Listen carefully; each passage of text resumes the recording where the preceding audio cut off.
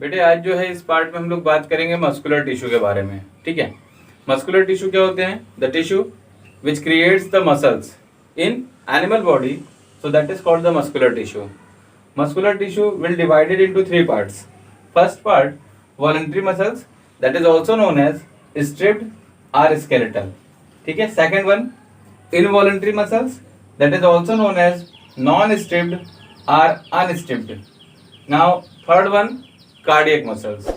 Now we will discuss about one by one to all. So first one is given there, voluntary muscles. So what is the meaning of voluntary? Means that is in our well.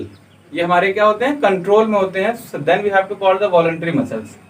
Stripped muscles, जैसा कि आपको diagram में दिख रहा है, इसमें क्या हो रहा है? ये स्ट्रिप पड़े हुए हैं, तो इसलिए हम इसको बोलेंगे स्ट्रिप्ड मसल्स। स्केलेटल मसल्स क्या होते हैं? स्केलेटल मसल्स को इसलिए बोलते हैं क्योंकि ये क्या होता है, ये मसल्स जो होते हैं बोन से जुड़े रहते हैं, इसलिए हम इसको स्केलेटल मसल्स का नाम देते हैं। ठीक है, तो ये तो हो गई उसकी पोजीशन या उसके स्ट्रक्चर के बेस पे जो कि हमने इसको क्या किया, अलग अलग नाम दिया। Now we are talk about its characteristic feature. So the first characteristic feature, that is long tubular in structure, that is unbranched. देखो इसमें branches नहीं दिख रहे हैं, ठीक है। That is multinucleate and arranged in the form of bundle. Now next, they are also contain the light and dark band on it. देखो जहां जहां पे स्पॉट बने बेटे वो डार्क बैंड है, और बीच की जो पोजीशन है वो क्या है, लाइट बैंड है। ठीक है, so where it is found? So voluntary muscles are found in our tongue, face and neck region and many more region. Now what they have to do, means what they have to perform the function, so they will perform the contraction very quickly, but if they do in a long period of time, it means they will be create the fatigue. So that's why the reason it could be work as much as proper. Next, second part is given there, involuntary muscles, that is also known as non-stripped or unstripped. So बेटे यहाँ पे देखो, यहाँ पे क्या हो रहे हैं, इनमें किसी भी तरीके का आपको स्ट्रिप नहीं दिख रहा है, इसलिए वो अनस्ट्रिप्ड बोला। और नॉन स्ट्रेटेड, नॉन स्ट्रेटेड मतलब ये क्या है, एकदम सीधा नहीं है, ट्यूबुलर स्ट्रक्चर नहीं है। क्यों? क्योंकि इसके जो पॉइंट एंड हैं वो पॉइंटेड हैं, और मिडिल वन समथिंग ब्रॉडर है, तो इसलिए क्या हो गया, ये नॉन स्ट्रेटेड हो गया। इसके बाद हम इसकी बात करें तो ये, इसके अगर स्ट्रक्चर की बात करें तो ये स्पिंडल शेप स्ट्रक्चर होता है। कैसा होता है? तो स्पिंडल शेप स्ट्रक्चर होता है। इसके बाद ये क्या है, इनवॉलंटरी एक्शन को परफॉर्म करता है। तो इनवॉलंटरी एक्शन को परफॉर्म करता है, इसका मतलब ये हमारे वेल में नहीं होगा। ठीक है, इसके बाद इसमें किसी भी तरीके का डार्क एंड लाइट पैचेस नहीं पाया जाता है। ये क्या होते हैं? तो ये यूनिन्यूक्लिएट होते हैं। क्या होते हैं? तो यूनिन्यूक्लिएट होते हैं। अगर हम इनके पोजीशन की बात करें तो पोजीशन में ये बेटे हमारे आईलिड्स में पाए जाते हैं, ईसोफेगस में पाए जाते हैं। ठीक है, क्यों? क्योंकि ये सब सारी चीजों का जो मूवमेंट होता है मसल्स का, यहाँ पे हमारे वेल में नहीं होता है, कंट्रोल में नहीं होता है। ठीक है, लेकिन ये क्या होता है, लॉन्ग ड्यूरेशन ऑफ टाइम तक अगर कॉन्ट्रैक्शन के भी फेज में रहेंगे तो इसमें किसी भी तरीके की फटीग आपको देखने को नहीं मिलेगी।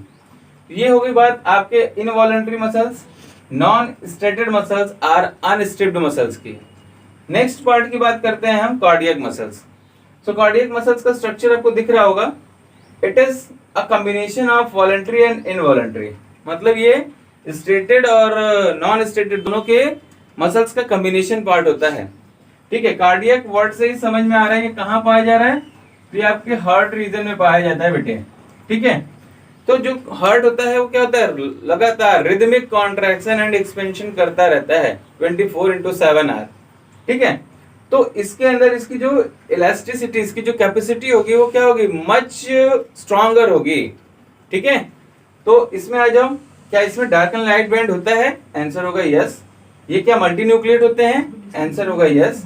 इसमें क्या होगा, लॉन्ग ट्यूबुलर स्ट्रक्चर के साथ साथ क्या होंगे, ब्रांच्ड होंगे। ये क्या होंगे, तो ब्रांच्ड होंगे। ठीक है, कहाँ पाया जाता है, तो mainly it is found in the, ये है आपका पूरा मस्कुलर टिश्यू।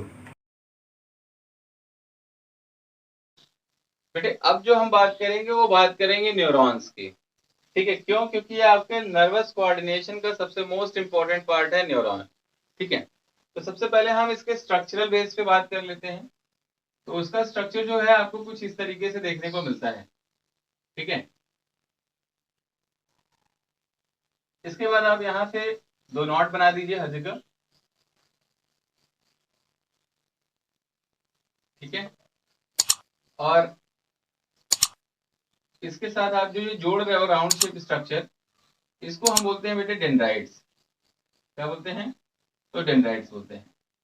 और यहाँ पे सेंट्रली लोकेटेड एक मटेरियल होता है जिसको हम नाम दे देते हैं क्या?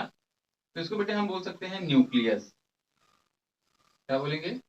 न्यूक्लियस, ठीक है।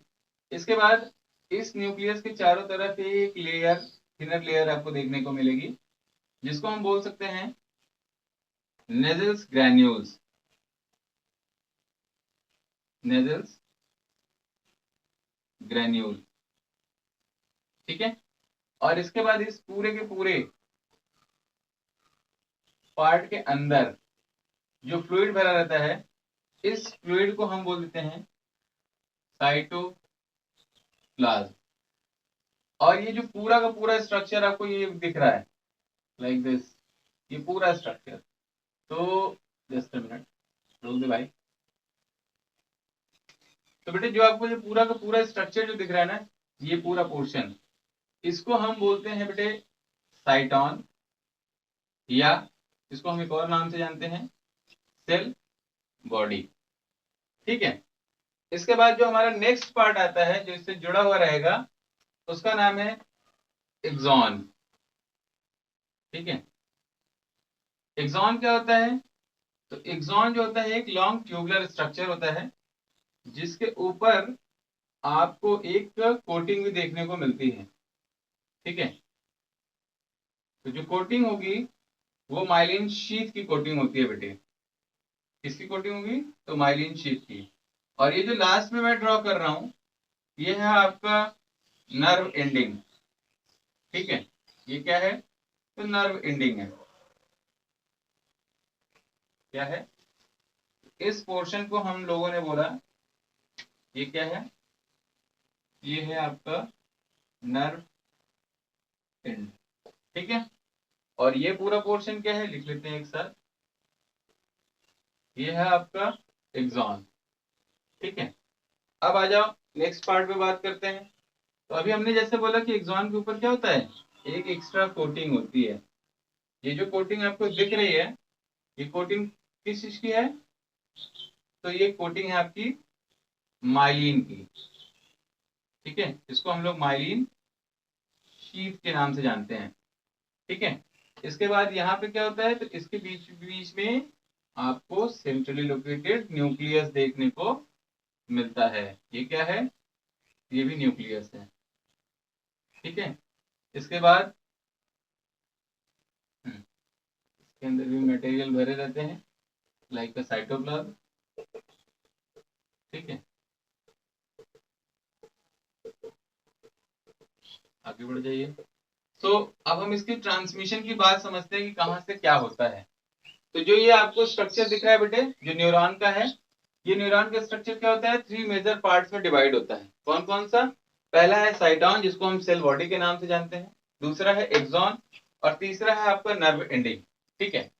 साइटॉन या सेल बॉडी का जो स्ट्रक्चर है उसमें क्या होता है? जो इसका एंड प्रोडक्ट है लाइक डेंड्राइट्स, ठीक है। तो ये क्या है? डेंड्राइट्स का काम ये होता है कि ये नॉब लाइक स्ट्रक्चर होते हैं या स्फेरिकल स्ट्रक्चर होते हैं। ये क्या करते हैं? तो ये अपने अंदर एक केमिकल सब्सटेंस कैरी किए हुए रहते हैं, ठीक है। कौन से सब्सटेंस? Chemical substance. क्या नाम है उसका? उसका नाम है न्यूरो केमिकल। क्या नाम है? तो न्यूरोकेमिकल नाम है बेटे, ठीक है। ये क्या होता है कि इस न्यूरोकेमिकल्स को ये कंटेन किए रहते हैं। इसके बाद जो है इनका सेंट्रली लोकेटेड पोर्शन जो होता है, जिसको हम लोग क्या बोल रहे थे? सेल बॉडी या साइटॉन के नाम से जान रहे थे। उसमें सेंटर में आपको देखने को मिल रहा है क्या है? तो न्यूक्लियस है। इस न्यूक्लियस के चारों तरफ क्या दिख रहा है? डॉट डॉट डॉट डॉट जो स्ट्रक्चर दिख रहा है, that is known as the Nissl's granules. और इसके बाद जो फ्लूइड भरा हुआ है इसमें, उस फ्लूइड को हमने क्या नाम दे दिया? साइटोप्लाज्म नाम दे दिया। इसके बाद बेटे इस साइटॉन या सेल बॉडी से एक लॉन्ग ट्यूबुलर स्ट्रक्चर जुड़ा रहता है, जिसको हम क्या बोल सकते हैं? तो एक्सॉन बोलते हैं। एक्सॉन में क्या होता है कि आपको इसके ऊपर एक माइलिन शीथ आपको होती है, जो कि क्या करती है? तो इसको प्रोटेक्शन प्रोवाइड करती है।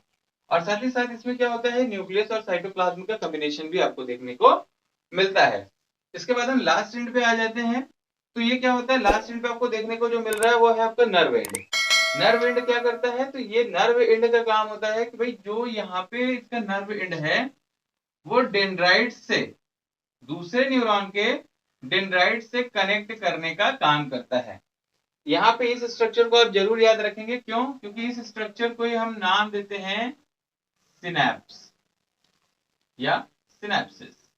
ठीक है, जो क्या करते हैं, तो मैसेजेस को ट्रांसमिट करने में हेल्प करते हैं। क्लियर।